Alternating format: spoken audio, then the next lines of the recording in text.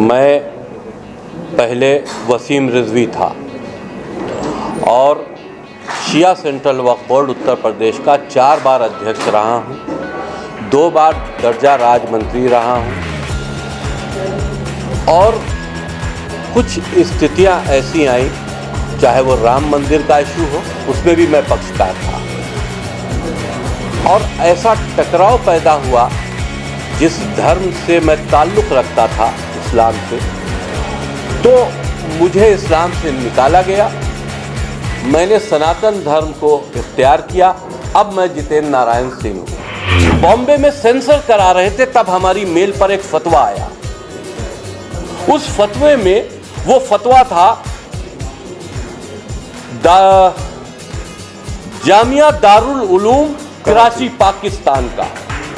उस फतवे में मुझको मारने की धमकी दी गई, जिसमें कहा गया कि तुम्हारे सर काटने का फतवा पहले ही जारी किया जा चुका है, जो तुम्हारे जिंदा रहते तक वो बाकी रहने वाला है। सेंसर बोर्ड की नीयति अच्छी नहीं लग रही है मुझे, जिसमें बैठे हुए वामपंथी लोग अभी भी हैं जो इस फिल्म को रोकने की कोशिश कर रहे हैं, जिसकी वजह से आप लोग यहाँ पर हम लोग मौजूद हुए। आज 3 महीने से हमारी फिल्म सेंसर बोर्ड में जमा होने के बाद, सारे कट जमा करने के बाद भी सेंसर बोर्ड के सर्टिफिकेट का इंतजार कर रही है। अब आप बताइए कौन सा कानून है? प्रोड्यूसरों को एक तो डरना नहीं चाहिए, और सर्टिफिकेट अगर रोका गया है, इसमें एक वजह हम ये भी आज खुले तौर पर आपसे कह दें कि हो सकता है कि फिल्म इंडस्ट्रीज के ऊपर जिनकी मोनोपोली है खान ब्रदर्स, हो सकता है खान ब्रदर्स की भी इसमें एक्टिविटीज हो। जब बात आप लिखित तौर पर हमको स्पष्ट नहीं कर रहे हैं तो हम कुछ भी सोच सकते हैं। पाकिस्तान का दबाव है, ममता का दबाव है, या खान ब्रदर्स का दबाव। जो सीए के खिलाफ प्रोपेगेंडा होता है, इस पर तो हर हिंदुस्तानी को गर्व करना चाहिए कि हिंदुस्तान जैसे मुल्क ने पड़ोसी मुल्क के उन अल्पसंख्यक, पाकिस्तान ने सीए क्यों नहीं लागू किया? अगर पाकिस्तान समझता है कि हिंदुस्तान में मुसलमान परेशान है, तो उसने अपने दामन क्यों नहीं फैला दिया कि आओ मेरे आगोश में आ जाओ? क्यों? ममता की राजनीति खाली बंगाल में हिंदुओं को नुकसान नहीं पहुंचा रही। बंगाल को बारूद का ढेर उन्होंने हिंदुओं के लिए सिर्फ नहीं बना रखा है, वो देश के लिए खतरा है। अगर के हिंदुस्तान ने सीए जैसा कानून बनाया है तो वो उसका स्वागत होना चाहिए। यहां का वो मुसलमान जो कट्टरपंथी मानसिकता रखता है, जो रहता तो हिंदुस्तान में है, लेकिन हिंदुस्तान से कहीं ना कहीं इस बात से मलाल रखता है कि ये एक हिंदू आबादी का मुल्क है। इस बात का दर्द अगर अपने दिल में भेदभाव रखता है धार्मिक भावनाओं से, तो वो देश का गद्दार है।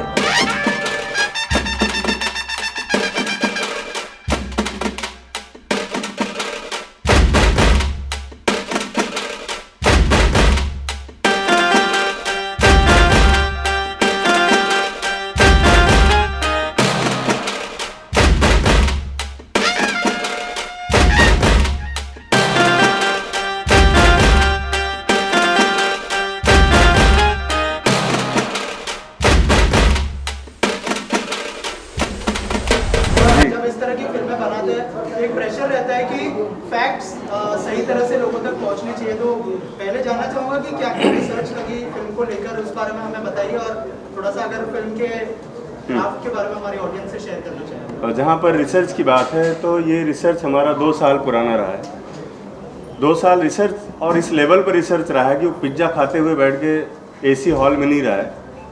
वो किसी विदेशी मुल्क में जाके वहाँ से किस तरह से लोगों का पलायन होता है, वहाँ पे किस तरह से लोगों के साथ अत्याचार हुआ है, ग्राउंड लेवल पर जाकर वो काम किया गया है, जो शायद किसी ने अभी तक बॉलीवुड में ना किया हो। उस लेवल पर रिसर्च हुआ है, और उस रिसर्च को सच मानते हुए आज सेंसर बोर्ड ने हमें ओके किया कि भाई आपकी फिल्म रिलीज़ हो सकती है, आपकी चीज़ें जो आप बोले वो सच है।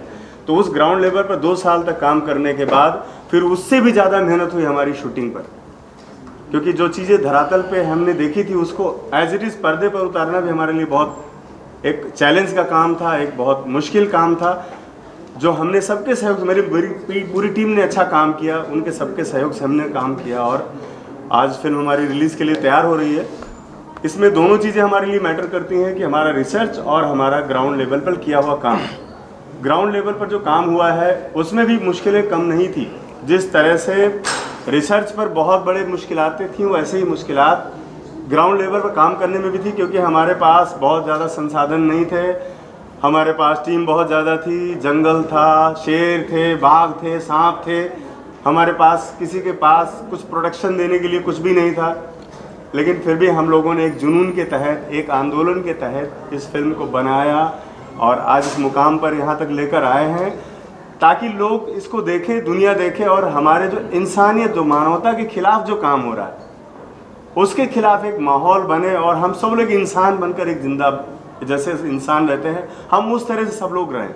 ये चाहे बंगाल में हो रहा हो, चाहे यूपी में हो, चाहे कश्मीर में हो। हम किसी पर्टिकुलर किसी स्टेट की बात नहीं करते हैं, किसी राजनीति की बात नहीं करते हैं। हमारा जो नज़रिया है फिल्म बनाने का वो बेसिक फैक्ट है।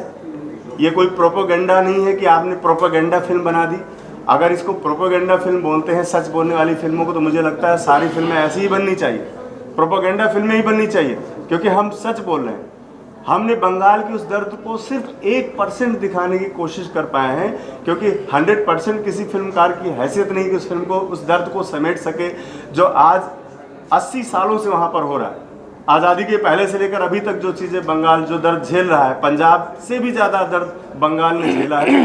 और पंजाब में तो आज बहुत स्टेबिलिटी हो गई है, लेकिन बंगाल आज भी हमारा बहुत डिस्टर्ब है। क्यों है? क्योंकि वहाँ पर सिर्फ वोट बैंक की राजनीति है। वोट बैंक के लिए वहाँ पर कुछ भी किया जा रहा है। आप सोचिए कि संदेश खाली का मुद्दा मैंने सबसे पहले इस फिल्म के माध्यम से 2 साल पहले उठाया और उसके बाद ही हम सब लोगों पर FIR दर्ज हो गई वहाँ पर।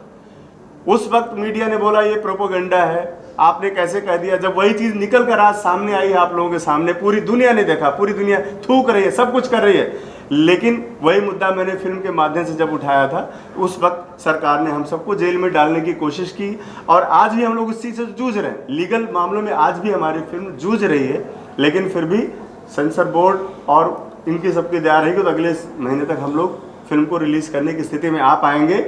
लेकिन सेंसर बोर्ड की नीयति अच्छी नहीं लग रही है मुझे, जिसमें बैठे हुए वामपंथी लोग अभी भी हैं जो इस फिल्म को रोकने की कोशिश कर रहे हैं, जिसकी वजह से आप लोग यहाँ पर हम लोग मौजूद हुए। आज 3 महीने से हमारी फिल्म सेंसर बोर्ड में जमा होने के बाद, सारे कट जमा करने के बाद भी सेंसर बोर्ड के सर्टिफिकेट का इंतजार कर रही है। अब आप बताइए कौन सा कानून है, ये कौन सा लॉ है जो आप सब कुछ सबमिट करने के बाद भी हमें सर्टिफिकेट नहीं दे रहे और रीजन भी नहीं बता रहे हो कि हम किस वजह से आपकी फिल्म को सर्टिफिकेट नहीं दे रहे। ये क्या तरीका है आपका? लाखों करोड़ों रुपए का पैसा लगा हुआ है, मान सम्मान इज्जत लगी हुई है सब लोगों की, करोड़ों रुपए खर्च हुआ है। इसका जवाबदार कौन है? कौन सेंसर बोर्ड इसका जवाबदार है? कौन लेगा इसकी जवाबदेही जब हमारी फिल्म सही समय पर रिलीज नहीं हो पा रही? आज हम 3 महीने लेट हो चुके हैं इस फिल्म को लेकर के। आज हम यहाँ पर मौजूद हैं तो ये दर्द है। एक देश के लिए, हम समाज के लिए काम कर रहे हैं। उस समाज के काम में अगर हमारे साथ इस तरह से मिसबिहेव हो रहा है, हम सही समय पर नहीं आ पा रहे, हमारी चीज़ें सही समय पर नहीं आ रही, इसका दोषी कौन है? क्या हमारे पैसों की भरपाई करेगा सेंसर बोर्ड? क्या ये आप लोग बताइए मुझे।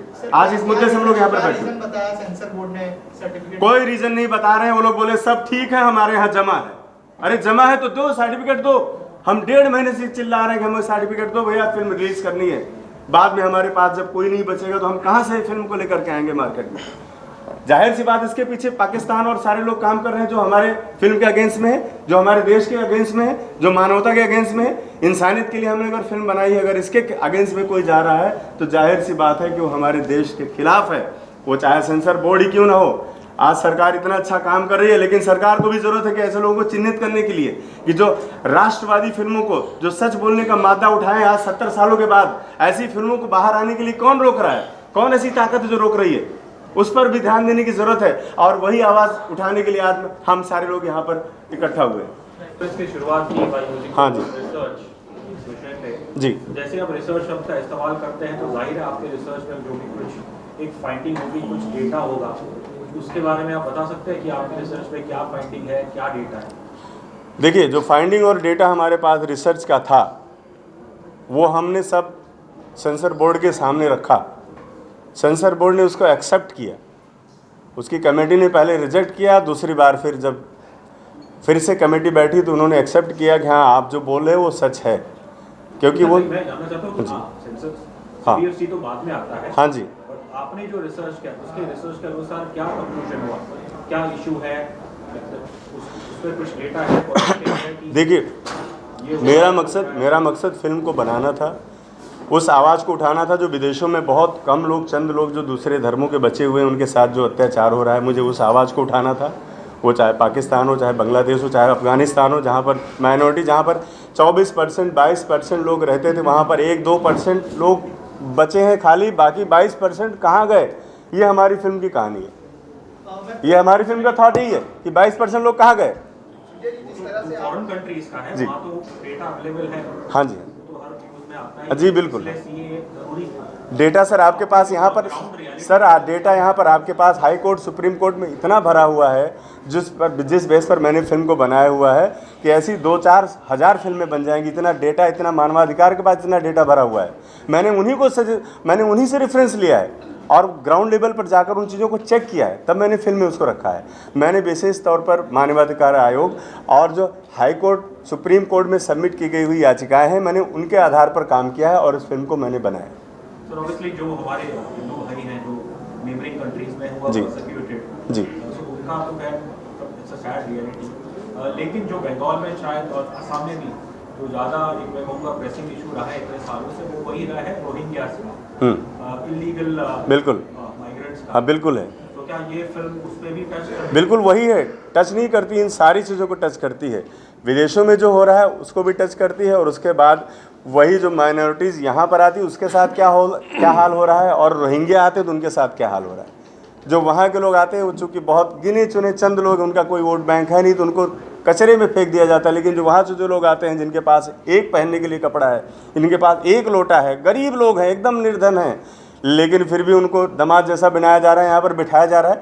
और उसके बाद उनको जब सरकारी सहूलियत मिल जाती है तो वही लोग पूरे देश में क्या करते हैं ये बताने की जरूरत नहीं। आप लोग मीडिया के लोग हैं, सबके पास आंकड़े मौजूद होंगे। चुनाव से पहले इस फिल्म को लेकर आप आए हो और रिलीज की बात कर रहे हो, जी। अगर सेंसर बोर्ड की तरफ से इस चुनाव से नहीं मिलता है प्रस्तुति तो क्या करेंगे? चुनाव से क्या मतलब है? क्योंकि ये फिल्म कहीं ना कहीं प्रोपेगेंडा की नहीं करती है। चुनाव इसके बाद भी तो होंगे, इस फिल्म के रिलीज के बाद भी तो चुनाव होंगे, तब क्या करोगे आप? उसके बाद इस देश में हमेशा चुनाव होते रहते हैं। अभी तो आधे चुनाव होने वाले हैं, मान लो, मैं कह रहा हूँ इलेक्शन की बात तो इसमें करना ही बेकार है। मैं रेवोल्यूशन की बात कर रहा हूँ सर। डिले हो गई थी जी। Election commission code of conduct, हाँ जी, उसके अनुसार आप इलेक्शन से कुछ एक महीना पहले और कुछ शायद एक महीने बाद आप ऐसी फिल्में नहीं दिखा सकते। तो उस हिसाब से मतलब शायद इसलिए मेरे ख्याल से आपको लगता है CBFC भी टेंशन में होगा, क्योंकि वो भी शायद कुछ इलेक्शन कमीशन से कुछ अपडेट चाह रहा नहीं तो हमें फिर अप्रूव क्यों किया है? सेंसर बोर्ड ने हमें अप्रूव क्यों किया कि आपकी फिल्म रिलीज के लिए रेडी है? मुझे इसका जवाब चाहिए सेंसर बोर्ड से कि हमें अप्रूव क्यों किया। अगर अप्रूव किया तो मुझे सर्टिफिकेट चाहिए फिर। जी हाँ बिल्कुल। लेकिन जब आपने ट्रेलर लॉन्च किया था तो आपके खिलाफ नोटिस जारी हुई थी हाँ, बंगाल पुलिस से। हाँ। उसमें अब ऑर्डर भी आ गया है। हाँ। और ऐसे में अब आप फिल्म को रिलीज करने की बात कर रहे हैं, क्या वजह मानते हैं कि सेंसर बोर्ड कहीं ना कहीं लोकसभा चुनाव को ध्यान रखते हैं, क्योंकि ये पर्टिकुलर फिल्म एक राज्य को दर्शाती हुई? मेरा ये मानना है ये कुछ नहीं है, ये सिर्फ जो अपोजिशन है उनका ये फंडा है कि किसी तरह इस फिल्म को रोक दिया जाए। मैं कह रहा हूँ इलेक्शन के बाद भी आएगी तो बात तो वही होगी ना। हम इलेक्शन से 3 महीने पहले फिल्म को रिलीज़ करना चाह रहे हैं, हमको इलेक्शन से मतलब नहीं, हमें मतलब है कि हम जो मेरा टारगेट ओरिएंटेड जो हमारा ऑडियंस है मैं वहाँ तक पहुँचूँ और हमारे जो पैसे लगे हुए हैं वो भी वापस आए, क्योंकि ब्याज पे लिया हुआ पैसा है, कई करोड़ ब्याज पे लगा हुआ पैसा है। और सीए बाद में लागू हुआ है। जी, सीए बाद में लागू हुआ, अच्छी बात है, लेकिन बंगाल में लागू हो गया है कि नहीं ये भी नहीं पता मुझे, क्योंकि वहाँ से तो मुझे सुनने में आ रहा है कि हम सीए लागू नहीं करेंगे, ऐसी बातें सुनने में आ रही।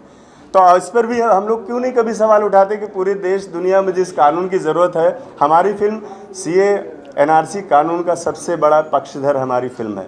हम उस आवाज़ को लेकर आ रहे हैं कि क्यों ज़रूरत पड़ी इस कानून की। और जो संसद में अगर माननीय अमित शाह जी ने जो बोला है, जो बात किया है, वो इतना दर्दनाक क्यों है उसकी वजह मैं दिखा रहा हूँ इस फिल्म में ना, और वो ऑथेंटिकल है। वो वजह सब आप लोग भी जान सकते हो, अगर आप देश दुनिया देखना चाहते हो तो वो चीज़ें आज भी आपके आसपास मौजूद है। तो मैं ऐसा नहीं कह सकता इलेक्शन में, मुझे तो इलेक्शन थोड़े लड़ना है कि मैं वहाँ जाके चुनाव लड़ने लगूंगा। और नहीं सुनिए सर, विपक्ष की मैं नहीं बात करता हूँ सर, मैं कह रहा हूँ पॉलिटिक्स, इलेक्शन से इस फिल्म का क्या लेना देना है। ना हम कोई राजनीति कर रहे हैं, ना हम इलेक्शन लड़ने जा रहे हैं, ना बीजेपी ने उसने फंडिंग की है कोई, कि मैं उसको फ़ायदा पहुंचाने जा रहा हूं। अगर बीजेपी फंडिंग करती तो हम लोग साल भर पैसे मांगने के लिए नहीं घूमते रहते कि भैया फिल्म के पैसे दो हमको। और अगर फिल्म में हमने फंडिंग विदेशी बीजेपी की फंडिंग होती, आरएसएस की फंडिंग होती, तो ये पिक्चर 500 करोड़ की बनी होती। इस फिल्म में अक्षय कुमार, सलमान खान जैसे लोग होते। हम न्यू कमर थिएटर आर्टिस्ट को लेकर फिल्म नहीं बनाते सर। आप इस बात को भी समझिए, मेरी दर्द को समझिए आप। फिल्म के प्रोड्यूसर से जानना चाहूँगा सर, आपसे जानना चाहूँगा इस तरह के जो सब्जेक्ट है उसको बैक करना कितना इम्पोर्टेंट है, और क्या कहना चाहेंगे जब आपको पहली बार इसके बारे में बताया तो क्या रिएक्शन था आपका, क्यों एग्री हुए आप इस तरह के सब्जेक्ट में पैसा इन्वेस्ट करने के? देखिए, मैं पहले अपना परिचय दे दूं।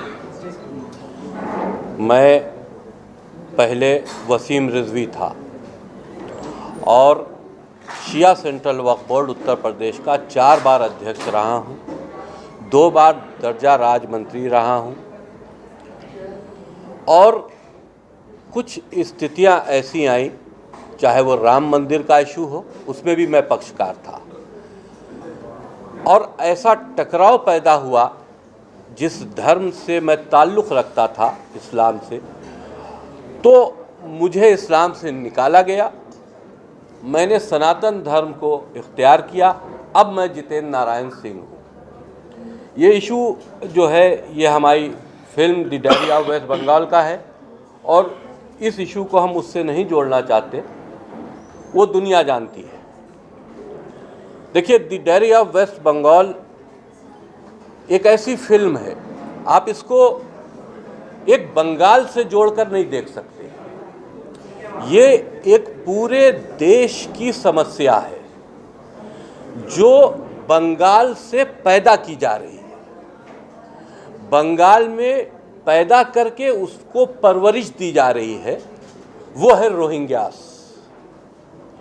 वो कट्टरपंथी लोग जो भारत के अंदर आकर जिहाद जैसा इश्यूज के ऊपर काम करते हैं, या भारत के अंदर आकर गजवाए हिंद की बात करते हैं, उस तरह के इश्यूज के ऊपर हमारी ये फिल्म है the diary of West Bengal, जो उसको एक्सपोज करती है। ये बंगाल का रास्ता इसलिए है क्योंकि घुसपैठ वहाँ से हो रही है। वहाँ पर हुकूमत, हम साफ नाम लेना चाहते हैं, मैं डरता नहीं हूँ, मैं आज तक किसी से नहीं डरा। मेरे ऊपर 5 करोड़ का गर्दन काटने का इनाम भी है।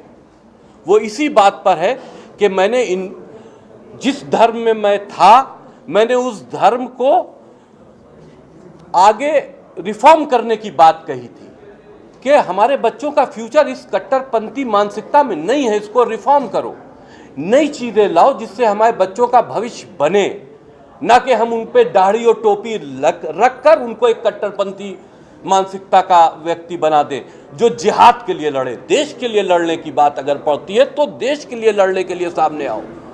जिहाद क्या होता है? पूरी दुनिया जिहाद जैसे बीमारी से ग्रस्त है, ये एक प्रॉब्लम है। लेकिन जब इस फिल्म को हम बना रहे थे तो हमने इस पर रिसर्च की। इश्यूज ये आए कि ममता की हुकूमत जो बंगाल में है वो वही काम कर रही है जैसे कि कश्मीर में हुआ। आज वहां के हालात इतने खराब क्यों हैं? रोहिंग्यास वहां आते हैं, वो एक आबादी बनाकर रहते हैं, उनको सरकारी सहूलियतें दी जाती हैं, उनके आधार कार्ड, पैन कार्ड, सारी चीज़ें बनाई जाती हैं, और उनको इंडियन नेशनलिटी देकर जब वो इस लायक हो जाते हैं कि पूरे देश में मूवमेंट कर पाए तो वो बंगाल छोड़कर पूरे देश की तरफ फैलते हैं। ये है बंगाल में रोहिंग्या का वो पैटर्न जिस पर ममता इन्वॉल्व है। ममता की राजनीति खाली बंगाल में हिंदुओं को नुकसान नहीं पहुंचा रही, बंगाल को बारूद का ढेर उन्होंने हिंदुओं के लिए सिर्फ नहीं बना रखा है, वो देश के लिए खतरा है।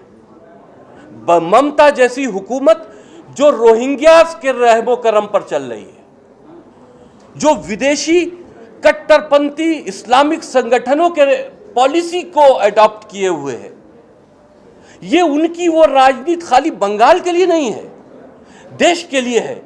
हमने इस फिल्म के माध्यम से वो सवाल पैदा किया है जिसको आम प्रोड्यूसर, आम डायरेक्टर या आम कलाकार करने को तैयार भी नहीं होता। हमारे कलाकारों ने जिन्होंने इसमें एक्ट किया है, उन्हीं ने भी हिम्मत का काम किया है। क्योंकि जब भी हम किसी से बात करते थे, स्टोरी बताते थे, लोग डर जाते थे, नहीं नहीं, क्यों? ममता से इतनी एक डर का माहौल क्यों है? हमने सिर्फ नाम एक्सपोज किया था कि हम डायरी ऑफ वेस्ट बंगाल बना रहे हैं, तो हमारे ऊपर, हमारे डायरेक्टर साहब के ऊपर एफआईआर हो गई। हम किसी एफआईआर से नहीं डरते, न मौत से डरते हैं, इस तरह के फतवों से भी नहीं डरते जो फतवा हमको मिला। हम दिल्ली, बॉम्बे में सेंसर करा रहे थे, तब हमारी मेल पर एक फतवा आया। उस फतवे में, वो फतवा था जामिया दारुल उलूम कराची पाकिस्तान का। उस फतवे में मुझको मारने की धमकी दी गई, जिसमें कहा गया कि तुम्हारे सर काटने का फतवा पहले ही जारी किया जा चुका है, जो तुम्हारे जिंदा रहते तक वो बाकी रहने वाला है। ये मुझे धमकाया गया। फिर ये कहा गया कि जो ये फिल्म है the diary of West Bengal, ये ममता जैसी अच्छी हुकूमतों को बदनाम करने के लिए। बड़ा सोचने की बात यह है कि ममता जैसी अच्छी हुकूमत, जिसको पाकिस्तान से आए फतवे में मोहर दी जा रही है, प्रूव किया जा रहा है कि वो अच्छी हुकूमत है, तो अगर ममता पाकिस्तान के लिए अच्छी है तो जरूर इस देश के लिए खतरा है, हिंदुओं के लिए खतरा है। और वो हो रहा है, वो हो रहा है। वहां पर हिंदू मारे जाते हैं तो उसकी खबर भी नहीं छपती, क्योंकि हर चीज ममता के कंट्रोल में है, वहां की खबरें बाहर नहीं जाती। तो उस फतवे में यह भी लिखा है कि तुम को चेतावनी दी जाती है कि तुम इस फिल्म को रिलीज ना करो, इसमें जो भी तुम्हारा खर्च आया है वो खर्चा रिलीज न करने के ऐलान के बाद तुमको मिल जाएगा। और तुम इस फिल्म को रिलीज करते हो तो चेतावनी है, तुम बड़े नुकसान में जाओगे। तो अब मारने की तो बात खत्म हो गई, मार तो वो देना ही चाहते हैं। पूरा मुस्लिम वर्ल्ड मुझे मारना चाहता है, मेरी हत्या करना चाहता है, तो उससे मैं डरता नहीं, जितनी सांसें हैं उतनी मुझे जीनी। तो अब इस फतवे को हम क्या माने?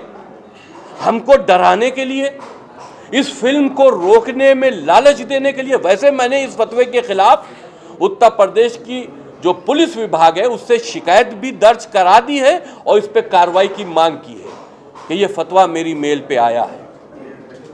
तो इस तरह के फतवों से हम डरने वाले नहीं, लेकिन फतवों से डर लगता है। ये फतवा हो सकता है कि सेंसर बोर्ड को भी आया हो सकता है कि आज हमारी फिल्म का अप्रूवल दे चुके हैं, स्क्रीनिंग के बाद फिल्म का अप्रूवल दे चुके हैं, लेकिन सर्टिफिकेट रोके हुए हैं।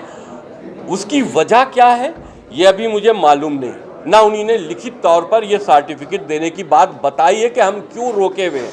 लेकिन उनके नियम के अनुसार सर्टिफिकेट उनको, मैंने 27/12/2023 में एप्लीकेशन मूव की थी और हमारा अप्रूवल नोटिफिकेशन इलेक्शन के आने से पहले ही वो दे चुके थे। तो सर्टिफिकेट क्यों नहीं दे रहे हैं ये उनको बताना हमको लिखित तौर पर चाहिए। अगर वो कंसीडर कर रहे हैं कोड ऑफ कंडक्ट को तो वो भी हमें इन्फॉर्म करना चाहिए। और अगर आपने हमको सर्टिफिकेट दे दिया, अप्रूव कर दिया है, तो फिर आपने कौन सी ऐसी चीज अप्रूव कर दी है जिसको दिखाने के लिए आप समझते हैं कि शांति व्यवस्था भंग हो जाएगी? और वही हालात पहले भी हैं, वही हालात बाद में भी हैं। और अगर आप चाहते हैं कि हम इस फिल्म को रिलीज करें तो आप रोके क्यों हैं? हो सकता है, देखिए हम लोग छोटे प्रोड्यूसर हैं, कम दायरे में काम करते हैं, हम पे इल्जाम जरूर लगेंगे कि ये भाजपा का प्रोपोगंडा है। भाजपा का प्रोपोगंडा होता तो भाजपा से फंडिंग भी होती और हम किसी बड़े एक्टर को लेकर इस फिल्म को बना रहे होते। हमने मंझे हुए एक्टर जरूर लिए हैं जो किफ़ायती पैसों में मेरे साथ काम करने आए हैं। वो मंझे हुए एक्टर हैं जो बड़े एक्टर से भी अच्छी एक्टिंग करना जानते हैं। उन्हीं ने इसमें अपना जो रोल है वो अदा किया है। लेकिन अब ये कहा जाए कि ये सरकार के सपोर्ट में है किसी भी बात को कमजोर करने के लिए हमेशा ये इल्जाम लगा दिया जाता है कि ये प्रोपेगेंडा है, ये कमजोर करने की बात है।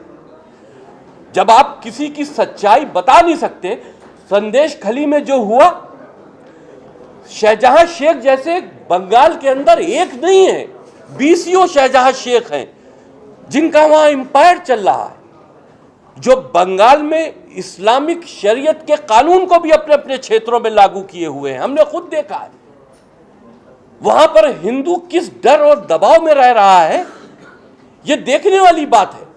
और अगर ऐसे समाज, ऐसे मुद्दों को हम नहीं लाएंगे तो फिर इसको दिखाएगा कौन, अगर सब डरेंगे।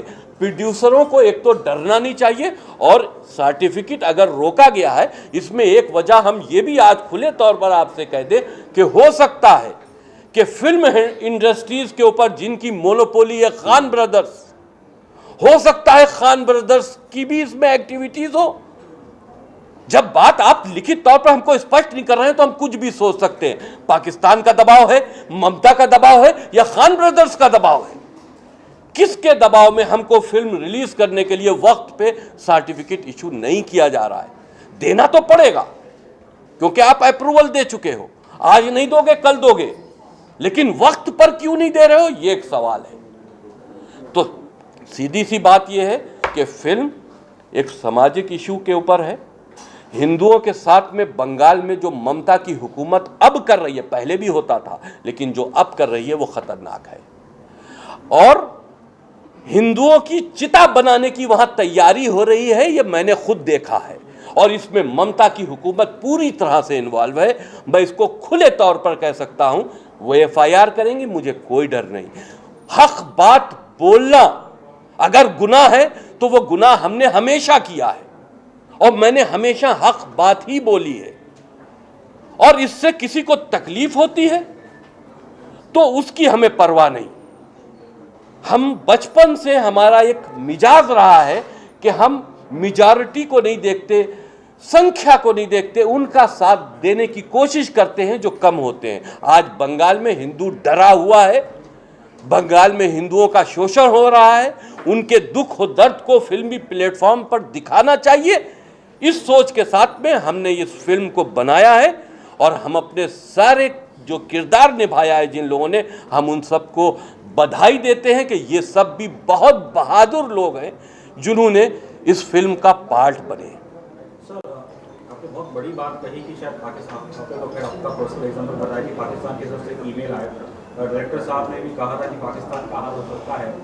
इसमें हमारी जो केंद्र सरकार है और जो सुरक्षा एजेंसीज है, आप लोगों ने कुछ इस चीज़ को लेकर उनसे कोई कंप्लेंट की है कि इसका इन्वेस्टिगेशन किया जाए? मैंने फतवा जो आया था वो, और जिस मेल पे आया था वो, उसके प्रूफ सब मैंने अपनी उत्तर प्रदेश की हुकूमत, क्योंकि मैं बिलोंग वहाँ से करता हूँ, मैंने उत्तर प्रदेश की हुकूमत को इस पर कार्रवाई करने के लिए भेज दिया है। चाहे ATS जांच करे इसकी, चाहे हाई अथॉरिटीज़ जांच करें, फतवा देने वाले को पकड़ना चाहिए, चाहे वो पाकिस्तान में छुपा क्यों ना बैठा हो। जी, आपसे जानना चाहेंगे क्या सोच के आपने इस टॉपिक को चुना, ऐसा क्या लगा कि आपको ये काम? नमस्ते आप सबको, मेरा नाम अर्शन है और मैंने कैरेक्टर सुहासिनी का किरदार किया है। मुझे जब सनोज सर ने स्टोरी बोली, एज एन एक्टर मुझे स्टोरी बहुत पसंद आई, एंड एज एन एक्टर मुझे लगा कि ये मेरे कैपेबिलिटी को और एक्सटेंड कर सकता है, इसलिए मुझे ये किरदार करने में काफ़ी संतुष्टि हुई। अर्शिन, ट्रेलर देख के ऐसा लग रहा है कि आपका कैरेक्टर शायद दूसरे देश से आया है और परसिक्यूटेड है जी। सपोज मेरा एक सिंपल सा सवाल था कि एक परसिक्यूटेड, चाहे उसका नाम हो सुहासिनी हो या फिर सबीना हो, इसमें तो कोई फ़र्क नहीं है जी। तो फिर जो CA है उसके अंदर जो एक कॉन्स्टिट्यूशनली भी जो बात छिड़ी गई है कि ये अनकॉन्स्टिट्यूशनल है बिकॉज ये धर्म जात के नाम पे ये डिस्क्रिमिनेट करता है। तो considering that you have played a persecuted character और वी जस्ट द रील, तो इस चीज़ पे आप क्या कहना चाहेंगे? इस जनरली अब कोई भी नाम हो सकता था कैरेक्टर का, सुहासिनी हो सकता था या कोई सायरा या कुछ भी हो सकता था। ये एक सुहासिनी है और नाम पसंद था सर को, इसलिए नहीं, मैं कहूँ कि एक सुहासिनी के लिए CA द्वारा भारत में जगह है, लेकिन सबीना के लिए क्यों नहीं? ऑफ कोर्स है। बदलाव है उसमें, चेंजेस है। देखिए इसके ऊपर मैं बता दूं, ये कलाकार लोग हैं, हाँ। इनसे सवाल नहीं पूछना चाहिए, पॉलिटिकल हैं।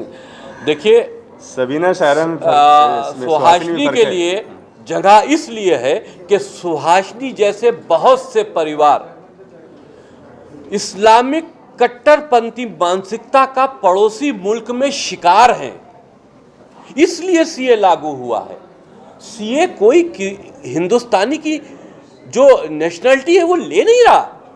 जो सीए के खिलाफ प्रोपेगेंडा होता है, इस पर तो हर हिंदुस्तानी को गर्व करना चाहिए कि हिंदुस्तान जैसे मुल्क ने पड़ोसी मुल्क के उन अल्पसंख्यक, पाकिस्तान ने सीए क्यों नहीं लागू किया? अगर पाकिस्तान समझता है कि हिंदुस्तान में मुसलमान परेशान हैं, तो उसने अपने दामन क्यों नहीं फैला दिया कि आओ मेरे आगोश में आ जाओ? क्यों? भारत ने क्यों ऐसा किया? भारत को दर्द है उन हिंदुओं का जो पड़ोसी मुल्क में जाति का शिकार है, लेकिन उन मुस्लिम मुल्कों को अपने मुसलमानों का दर्द नहीं, अगर वो समझते हैं। जबकि हम हिंदुस्तान में बहुत खुश हैं, सारा मुसलमान यहां सुरक्षित है। वो हालात नहीं है। जब पार्टीशन हुआ था तो यहां जो मुसलमानों की संख्या थी, अगर आज आप देखें तो वो बहुत ज्यादा हो चुकी है, और कुछ दिन के बाद ये अल्पसंख्यक नहीं रहेंगे, ये अल्पसंख्यक स्टेटस से बाहर चले जाएंगे, जा चुके हैं और कई स्टेट में जा चुके हैं। मैंने इसके ऊपर भी सुप्रीम कोर्ट में अपनी बात रखी है कि अल्पसंख्यक स्टेटस भी स्टेट वाइज देना चाहिए। कश्मीर में हिंदुओं को अल्पसंख्यक स्टेटस मिलना चाहिए, केरल में हिंदुओं को अल्पसंख्यक स्टेटस मिलना चाहिए, उसके फायदे मिलने चाहिए।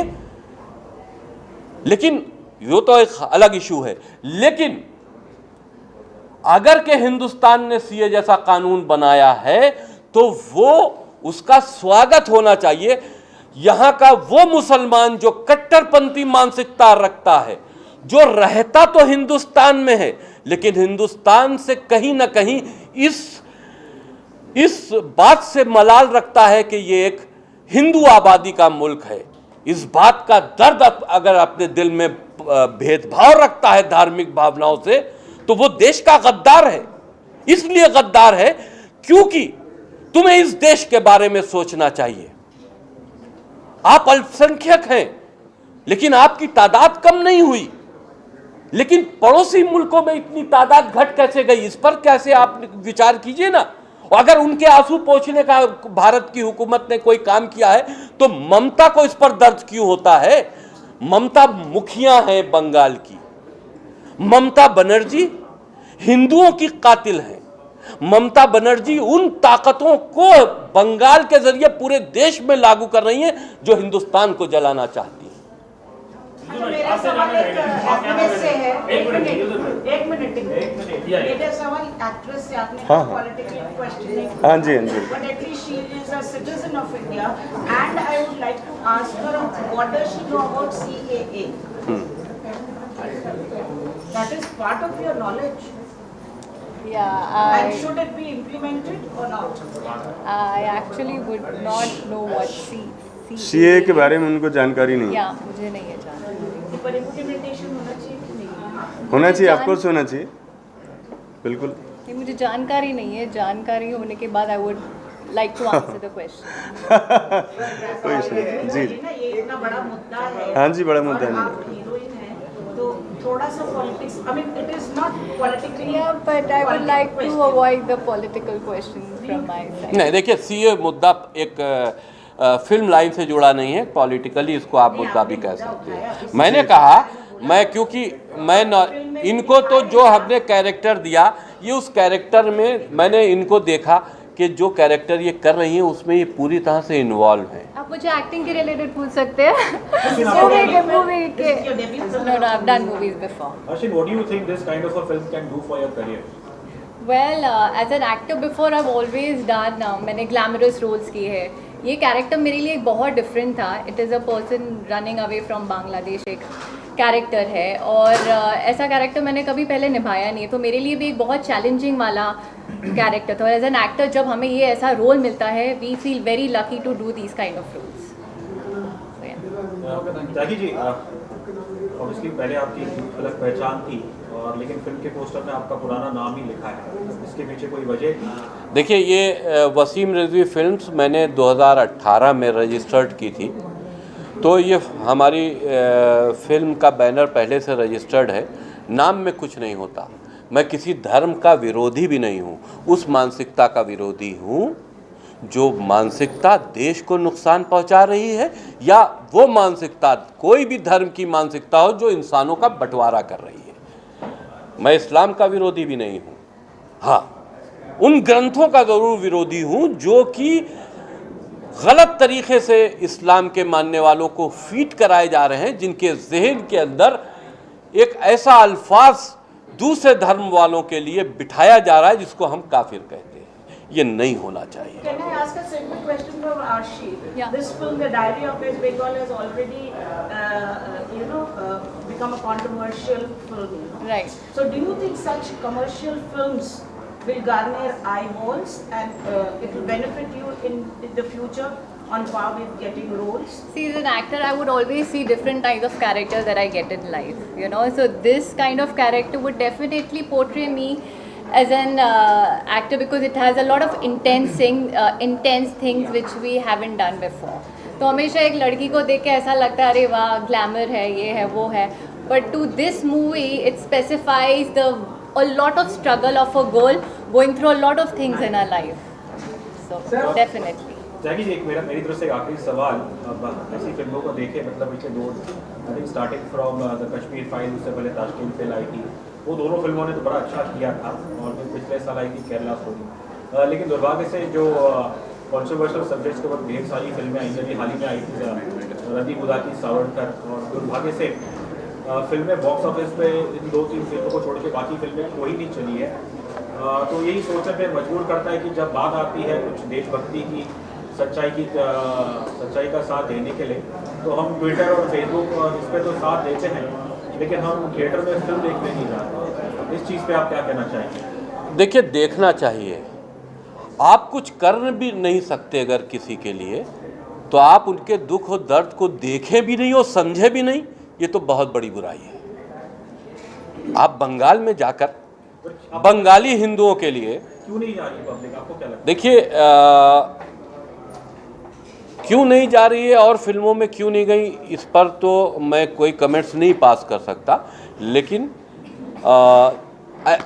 ठीक है, फिल्में जो हैं वो एक तरह से इंटरटेनमेंट का एक प्लेटफॉर्म है, लेकिन उसके साथ साथ फिल्में ऐसी भी अब बनने लगी हैं जो इस देश में समस्याओं को भी उजागर करती हैं। आप ज़रूर जाइए, उस तरह की फिल्में जो मज़ाक़िया हों, जो रोमांटिक हों, उस तरह की फिल्में भी देखिए, लेकिन इस तरह के सब्जेक्ट को देखने भी लोगों को जाना चाहिए। आप तभी तो समझोगे कहाँ पर क्या हो रहा है। हमने कोई चीज़ दिखाई है, उस दर्द को आप महसूस नहीं करोगे तो वक्त पड़ने पे आवाज़ क्या उठाओगे? तो आवाज़ उठाने के लिए आप कुछ कर नहीं सकते, कम से कम दर्द को महसूस तो कर सकते हो। इसलिए मेरी गुजारिश यही है कि ऐसी फिल्में जब थिएटर में आए तो उसमें जाना चाहिए और देखिए कि हम क्या कह रहे हैं, या देखिए वो प्रोड्यूसर, वो डायरेक्टर, वो कलाकार किस भाव से उस फिल्म को बनाया है और उसमें क्या दिखाना चाहते हैं। हो सकता है कि कभी आपके दिल में ऐसी फिल्में देखकर रहम आए उन लोगों के लिए जो पीड़ित हैं। आप अपने घर से एक आवाज़ भी उठाओगे तो शायद वो आवाज़ उनके दर्द को कहीं ना कहीं मदद कर सकती है। सर, आप फिल्म के हीरो हो, आप मुझे जानना चाहते हैं सर, केरल स्टोरी के बारे में इस तरह बोला गया है, सोशल मीडिया ऐसा था कि सब लोग देखने को मजबूर हुआ, पिक्चर को हिट किया, जिसको बोला केरल स्टोरी नहीं चलेगा, इस तरह आपके बात हो रहा है, उसी तरह चलो धीरे धीरे लोग देख लेंगे। क्या लगता है आपको, इस तरह आपको भी कामयाबी मिलने की कोई रास्ता है, या आप कैरेक्टर बारे में बताएं? क्यों नहीं रास्ता है, इसमें डेफिनेटली मिलेगा। कामयाबी करेंगे जो सबने मेहनत करी है इसके अंदर, और हम लोग हमेशा पॉजिटिव रहते हैं कि चलेगी। हम ऐसा कभी नहीं सोचते कि नहीं चलेगी, हमने करा है तो चलेगी, डेफिनेटली चलेगी। और बाकी आपने क्या पूछा मुझसे? आपके रोल किरदार क्या है? जी, मेरा किरदार इसमें है, इसमें मैं 2 प्ले कर रहा हूँ, अतीक और प्रतीक। पॉजिटिव भी है इसमें, नेगेटिव भी है, और काफ़ी अच्छा कैरेक्टर है इसमें। पिक्चर करते समय कुछ डर भी लगा है? देख हमारे बागपंथी लोग वहाँ पे है, धमकियाँ आए, इस तरह ग्रोथ कर रहा हूँ मैं, समाज में किस तरह के लोग दिखाई, कैसे कुछ हुआ? नहीं, ऐसे धमकी तो हमें नहीं आई। वी आर एक्टर्स, तो हमारा काम फोकस रहता है एक्टिंग पे। पॉलिटिकली हम लोग नहीं है इन्वॉल्व इसमें। और पर्सनली मैं भी, हम लोग कभी, मैं इन जनरल भी कोई हिंदू मुस्लिम सिख ईसाई उस पर नहीं जाता हूँ। ये स्क्रिप्ट जब सर मेरे पास लेकर आए और उन्होंने पूरी इस पर रिसर्च करा है, कहीं ना कहीं इसमें सच्चाई है, 100% सच्चाई है, इसलिए हमने करी है। लेकिन पर्सनली हमें किसी के अगेंस्ट नहीं है, क्योंकि हमने एक मुद्दा उठाया जिसमें हिंदू और मुस्लिम है, लेकिन अगर वो बहुत और भी रिलीजन है। हर कोई क्रिमिनल मुस्लिम नहीं है, हिंदू भी है, क्रिश्चियन भी है, हर क्रिमिनल है। फिलहाल हमने एक मुद्दा उठाया है, तो पर्सनली हमें किसी के अगेंस्ट नहीं है, लेकिन एक सर्टन सेट ऑफ पीपल है जो ये कर रहे हैं, स्पेशली वेस्ट बंगाल में। तो वो सारी चीज़ें सर मेरे को लेकर आए, हमें स्क्रिप्ट अच्छी लगी और काफ़ी चैलेंजिंग लगा ये रोल, इसलिए हमने उसको निभाया है। बट पॉलिटिकली मुझे कोई एक वो नहीं है कि मैं इनके अगेंस्ट हूँ।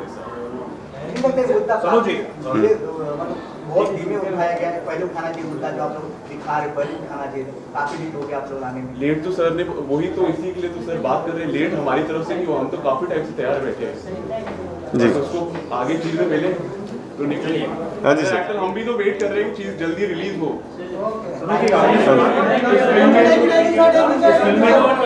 ओवरऑल इस फिल्म में 100% रियलिटी है सर। सर जैसे सरकारी एजेंसियों पे हमला हो रहा है बंगाल में, उसको कैसे देखते हैं? वो मेरी फिल्म का हिस्सा है, मैंने बताया नहीं, मैंने कोई पार्ट छोड़ा नहीं है। लेकिन हाँ, बहुत सारा पार्ट समेटने के चक्कर में हो सकता है कि बहुत ज़्यादा डेप्थ कहीं कहीं ना हो, लेकिन मैंने मुद्दे सारे उठाए हैं, बंगाल से रिलेटेड सारे मुद्दे मैंने उठाए हैं। क्यों उठाए हैं? क्योंकि मैंने वहाँ पर जाकर खुद अपने आप से रिसर्च किया है और मैं वहाँ पर बहुत साल मैंने बिताया। मैंने बंगला फिल्मों के लिए भी काम किया हुआ है। बंगाल मेरे लिए कोई बांग्लादेश नहीं है, वो मेरे देश का हिस्सा है, मेरा अपना है। बंगाल मेरा खुद का है भाई, ये कोई बाहर विदेशी मुल्क की मैं बात नहीं कर रहा हूँ, लेकिन वहाँ पर अपने लोगों के साथ विदेशियों जैसा बर्ताव हो रहा है, उसके लिए मैंने फिल्म बनाई। मैं गुजारिश करता हूं अपने दूसरे जो हाँ, मेरे बहुत सारे कलाकार यहाँ पर मौजूद वो हैं, उनसे भी हम आप लोगों को रूबरू करा दें। आइए अब नेक्स्ट सेशन आप लोग आ जाइए। हाँ। को सत श्री अकाल, आदाब अर्ज है, वड़क्कम। हाँ, शांति बनाए रखें। एक मिनट, शांत, एक्सक्यूज मी गाइस। डैडी से शुरू करते नहीं, डैडी जी बताइए। सारे पत्रकार बंधुओं को मेरा नमस्कार। और ये फिल्म जैसा कि इसके बारे में बताया जा चुका है, उसमें ज़्यादा जाने की ज़रूरत नहीं है। I would like to tell about my role as Bhupendra Sarkar. और मैंने एक अपोजिशन लीडर का रोल इसमें किया है और मैं बहुत संतुष्ट हूँ इससे, क्योंकि डायरेक्टर ने जो कुछ मुझसे निकलवाना चाहा वो मैं निकाल के दे पाया हूँ। और मैं ये भी कहना चाहता हूँ आप सब लोगों से कि the director has been very astute and very very wise to utilise all the actors for doing their role. Thank you very much and thanks sir. मेरा नाम देव फौजदार है और बेसिकली मैं 20-21 साल से थिएटर ही कर रहा हूँ। फिल्म में मेरा कोई इंटरेस्ट कभी रहा नहीं और ना अभी कभी है। बट जब सनोज जी मिले, वसीम जी आए और बोले कि हम चाहते हैं कि ये चरित्र आप करें, विशाल एक चरित्र है फिल्म में, तो मैंने कहा मैं तो फिल्म करता ही नहीं हूँ, मैं तो थिएटर ही करता हूँ, पढ़ाता हूँ या ड्रामा में नाटक करता हूँ। तो बट उन्होंने बोला कि नहीं, ये कैरेक्टर हम आपसे चाहते हैं कि आप ही करें। मैंने कहा आपको पक्का पता है कि मैं न्याय कर पाऊँगा? तो उन्होंने बोला कि नहीं, आप ही न्याय कर पाओगे। उसके बाद जस्ट वो वापस आए हमारे थिएटर में ही और बोले कि आपने पूरा न्याय किया है। मैंने कितना कुछ किया है पता नहीं। हाँ, एक छोटा सा इंसिडेंट है कि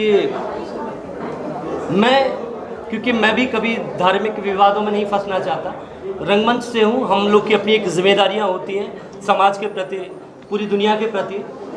तो मैंने इस फिल्म का कभी पोस्टर या ऐसा कुछ स्टेटस अपने फेसबुक सोशल मीडिया पर नहीं लगाया था जिसकी वजह से कहीं कुछ नेगेटिव हो जाए। उसके बहुत सारे कारण थे, लेकिन मैं पढ़ाता हूँ तो उसमें एक स्टूडेंट था जो कि बंगाल से था और इत्तेफाक से मुसलमान भी था। तो मैं उसको ये सारी बातें शेयर कर रहा था तो उसने एक बात कही, बोला कि सर ये बिल्कुल सच है, बंगाल में सच में हिंदुओं के साथ वैसा ही होता आ रहा है। और बोला मैं इस बात का गवाह हूँ। मैंने कहा तुम तो मुसलमान हो। कि सर कोई फ़र्क नहीं पड़ता, हूँ तो मैं मानव भी। तो कहीं ना कहीं उसके दिमाग में ये भावना थी कि बंगाल में जो कुछ हो रहा है गलत है और दीदी के खिलाफ।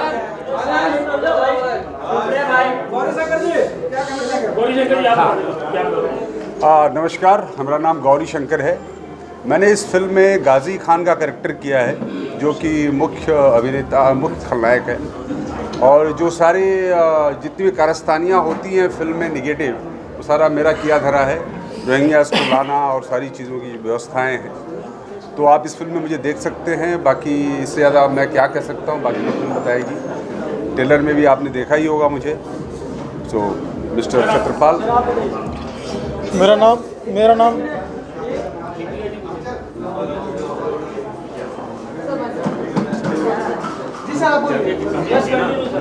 मेरा नाम छत्रपाल सूर्यवंशी है और मैं फिल्म में को प्रोड्यूसर हूँ। और जब मुझे पता लगा कि इस फिल्म में जो है हमारे सनोज मिश्रा और वसीम रिजवी जी के खिलाफ ममता दीदी ने FIR दर्ज करा दी है, तो जो फिल्म के जो पहले प्रोड्यूसर थे वो FIR को देख के पीछे हट गए। तो जब मुझे पता लगा कि इस तरीके से फाइनेंस जो लगा रहे थे वो पीछे हट गए, तो फिर मैंने इस स्टोरी को देखा, सुना कि स्टोरी देश हित में है तो मुझे इसमें फाइनेंस करना चाहिए। तो मैंने इसमें फाइनेंस किया और देश हित के लिए काम किया। मेरा नाम Reena Bhattacharya. Again I am a theatre artist and I am trained under Dev Faujdar sir. इस मूवी में जो मेरा कैरेक्टर है, it is with the name Rekha. Rekha is a widow with 2 kids और वो कैसे अपना चैलेंजेस फेस करती है, how is she escaping from the neighboring country to this country, यही सब challenges के बारे में it is this role. A very challenging role for me. This is my debut movie, so I am very excited about it. Sanoj Mishra, वहाँ से मैं समझा, मैंने देखा कि ये जो फिल्म है किस प्रकार से शुरू है और इस फिल्म में मेरा जो रोल है वो एक कमांडर है। बेसिकली किस प्रकार से जो रोहिंग्या है यहाँ पर आते हैं, क्या पूरा प्रोसेस है, वो सारा मेरे द्वारा दिखाया जाता है। एक बाइट हूँ और मैंने जर्नलिस्ट का किरदार निभाया इस मूवी में आपकी तरह।